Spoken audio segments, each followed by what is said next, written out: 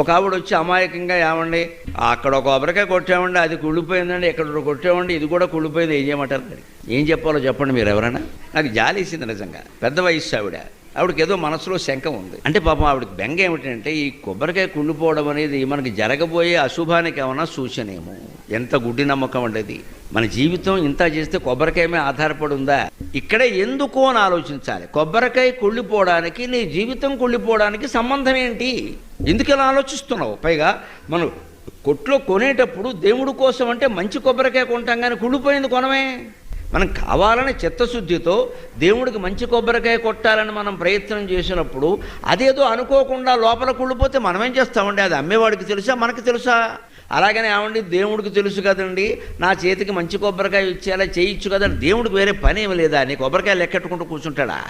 అంచేతను మనం ఈ ఎందుకు అన్న ప్రశ్న వేస్తే ఈ ఆలోచన పక్కకి వెళ్ళిపోతుంది.